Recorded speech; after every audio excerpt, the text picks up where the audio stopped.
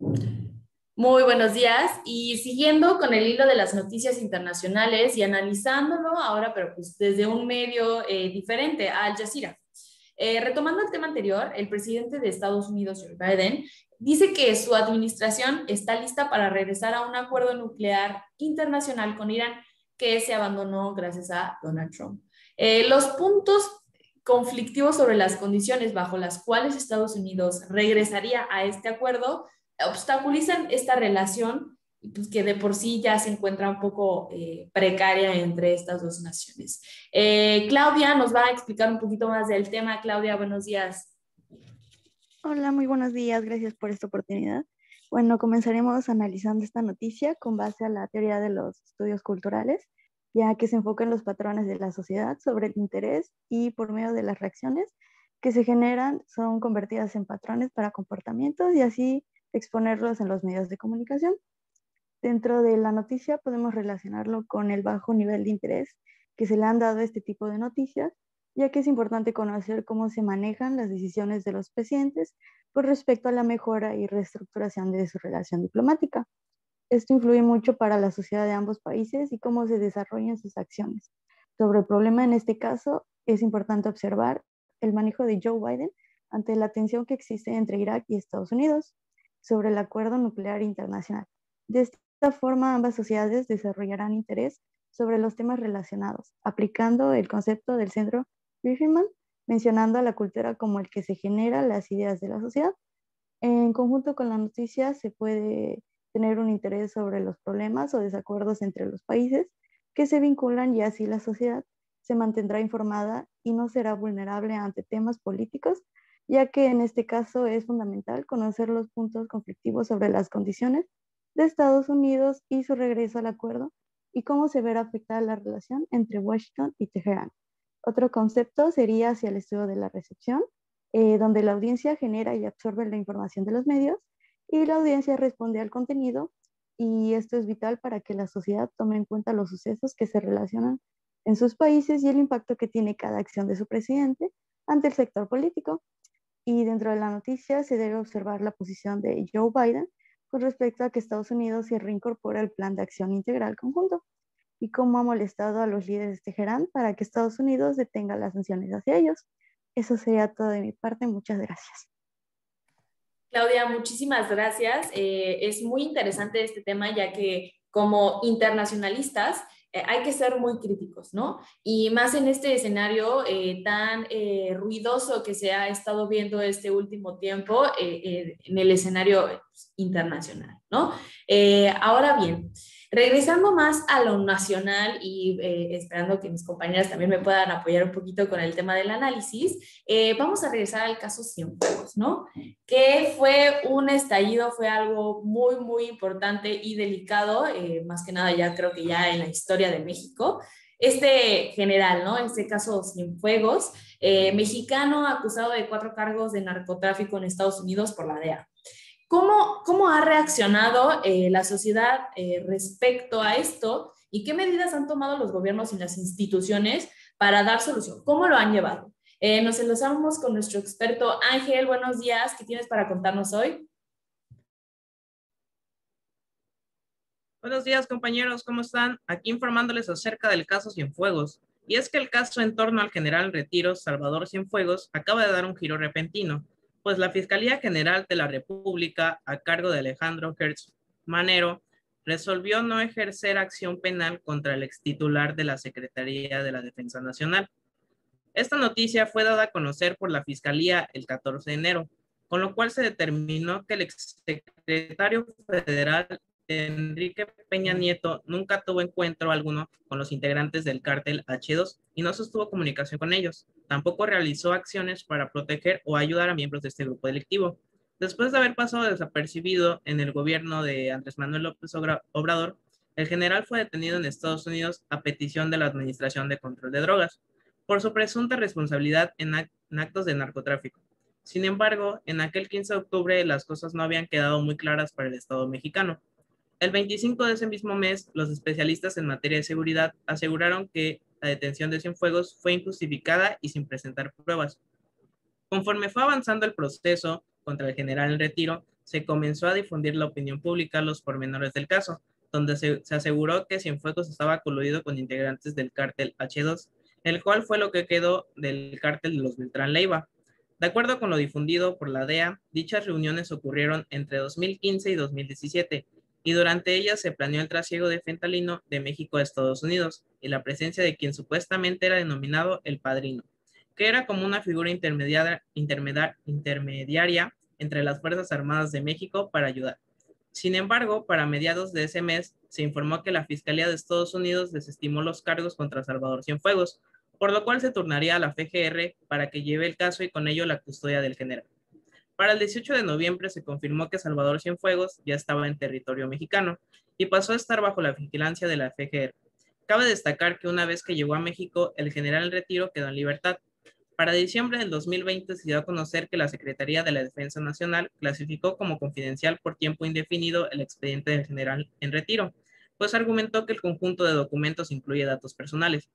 En respuesta a una solicitud de acceso a la información, la Dirección General de Archivo e Historia determinó el pasado 25 de diciembre que cualquier pronunciamiento sobre una persona identificada o identificable es confidencial.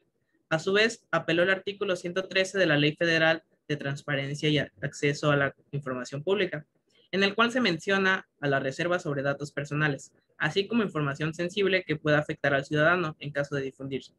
De modo que el sujeto obligado, es decir, la Sedena, debería tener consentimiento de los titulares de la información para omitir el carácter de la confidencialidad. Durante la mañana del 14 de enero, mismo día que se exoneró a Cienfuegos, Christopher Landau, embajador de Estados Unidos en México, declaró que el gobierno de Estados Unidos regresó al general sin ningún tipo de condicionante, pues por algún tiempo se especuló que a cambio del general, la administración de Donald Trump pidió algún cabecilla sobresaliente. Es importante destacar que nosotros devolvimos al general Salvador Cienfuegos, sin condicionantes, porque el fiscal revisó todo el caso y él decidió que en este asunto realmente le correspondía a México en primer lugar. Tenemos que buscar formas de prevenir ese tipo de malentendidos y para enfocar todos nuestros esfuerzos en combatir el crimen, afirmó el embajador ante los medios. Informó Ángel Pacheco. Un saludo y regresamos contigo, Malena. Muchas gracias, Ángel. Ahora sí que hay que ser muy críticos en estos casos porque nunca sabemos qué intereses hay de por medio, ¿no? Y para eso tenemos a nuestras expertas que nos van a explicar un poquito más. Jackie, voy contigo. Ok, bueno. Por la manera en la que se han presentado mucho estas noticias, no solo por medio de los noticieros, sino también por medios virtuales, puedo decir que se han atribuido muchas opiniones de expertos. Han habido incluso muchas opiniones de analistas, no solo de manera escrita, sino también de manera verbal. Entonces, esto me hace un énfasis en una cuestión, y es que retomando la perspectiva funcionalista de la que anteriormente ya había hablado, esta perspectiva es la que se encarga de mantener como el equilibrio social, que la audiencia no se deslinde de patrones, de reglas que ya han sido previamente establecidas y que se pretenden que se siga manejando de esa manera. Entonces, dentro de esta misma está la teoría del flujo de la comunicación en dos pasos, y es que esta dice que los medios de comunicación no son los únicos que nos van a establecer como tal, de forma directa, qué es lo que hay que hacer o pensar, sino que también en determinados momentos hay entes ficticios a los que se les inserta esta credibilidad. Y es que en este caso, con las opiniones de diversos analistas que he podido leer y he podido ver, pasa esto precisamente, que la sociedad, al ver que ya hay una opinión de algún experto, es más fácil que crea esta información, que la adopte, que la acepte, lo cual de cierta manera puede ser también peligroso, ya que la misma población no se da la tarea de en realidad investigar a fondo el personaje, de investigar realmente qué carrera tiene, qué especialidad o demás, que es un punto muy importante y más en este caso. Sí es algo crítico, es un caso bastante fuerte, ya que estamos hablando de un general muy importante, de un general que incluso tuvo a cargo una secretaría. Entonces, ¿qué pasa? También hay que ver la manera en la que los medios también manejan esta noticia, porque otra teoría es otra perspectiva es la de estudios culturales.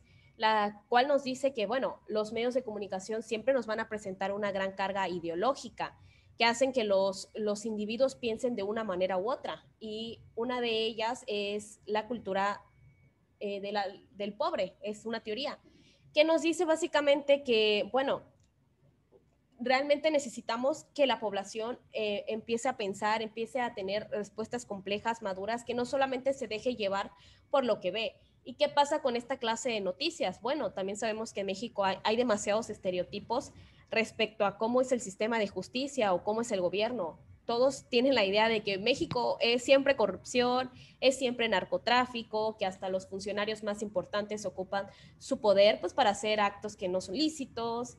Entonces, esto sí genera cierto conflicto, ya que, bueno, la manera en la que muchas noticias se nos han presentado, muchas imágenes, e incluso cuando entramos que a algún blog de noticias y vemos otras noticias relacionadas, otros videos que dan alusión a narcotráfico, ¿no? A otros problemas de otros funcionarios que han sido corruptos. Y se atribuye esa idea de que México en realidad es así, de que México todo es malo, todo es corrupción, todo es narcotráfico. Y hasta los mismos nacionales, los mismos mexicanos pueden pensar, ah, sí, es cierto, México es así. Y de manera internacional también se propaga esta idea, no solo en países cercanos, sino también en países que están al otro lado del mundo. Muchas gracias por la participación. Muchas gracias, Jackie, estoy muy de acuerdo contigo. Creo que todo el mexicano ya está acostumbrado a que otro político corrupto y no nos ponemos a analizar por qué no decidieron seguir su proceso, como decía hace rato, qué intereses hay de por medio para que este caso tan grande, porque fue la DEA que pidió su arresto y que no se haya hecho el proceso de manera correcta, da mucho que decir. Claudia, voy contigo para cerrar. Hola, estamos de regreso y bueno, comenzando con el análisis, podemos interpretarlo desde la perspectiva crítica y con relación a la noticia podemos resaltar la publicación sobre la investigación de la DEA que había enviado meses atrás el informe, el cual debía contener pues todos los cargos mencionados y los fundamentos para que no existiera ningún error al momento de leerlo. De igual forma, es indispensable analizar si los medios de comunicación no limitaron ciertos acontecimientos o información que pueda perjudicar la decisión del presidente de Cienfuegos. Esto entraría en el concepto también de la teoría de los cultivos y entrando en el concepto del espiral del silencio, es importante que los individuos puedan expresar sus opiniones sobre la decisión de la libertad de Cienfuegos y no sentirse aislados de la población al no estar de acuerdo con el presidente o viceversa, ya que los medios de comunicación no suelen tomar en cuenta las opiniones de las minorías. Y esto sería todo mi análisis. Gracias por la oportunidad. Muchas gracias, Claudia. Muchas gracias a todos ustedes por estar aquí el día de hoy. Ha sido un gran placer.